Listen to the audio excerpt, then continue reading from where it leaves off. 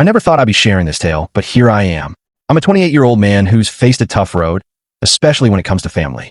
My mother died giving birth to me, setting a heavy tone for my relationship with my father. He never truly got over her loss and always seemed to hold me responsible for it. I have no memories of her, but relatives often share how overjoyed she was to have me. After years of struggling to conceive, my mother finally achieved her dream of motherhood, only for it to end tragically. That knowledge makes the whole situation even more heart-wrenching. Her dream came true, but she never got to live it. Growing up, our house was like a museum dedicated to my mother. Her photos adorned every corner. Her clothes still hung in the wardrobe, and her books sat untouched on the shelves. It was as if I lived with the shadow of a woman I'd never know. Sometimes, I'd slip into their room to touch her things, hoping to feel some connection to the mother I never met. My relationship with my father, though, was a different story. He was present in body, but absent in spirit.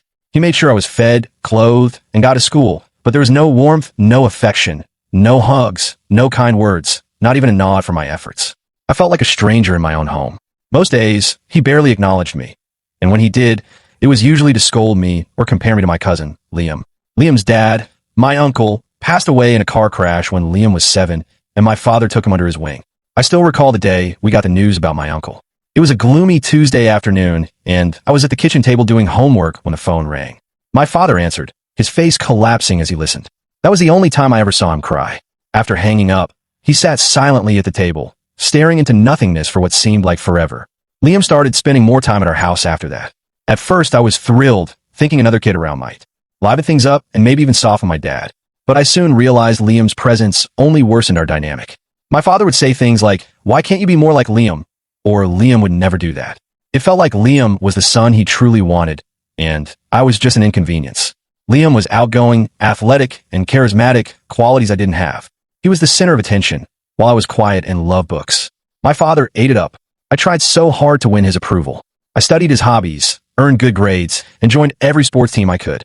But nothing was ever enough. My father saw Liam as flawless, praising him for the smallest things, while my achievements went unnoticed. When I was 12, I won a school science fair with a detailed model of the solar system that moved. I spent weeks perfecting it, certain it would finally make my dad proud. But when I got home, he was laughing with Liam about a soccer match.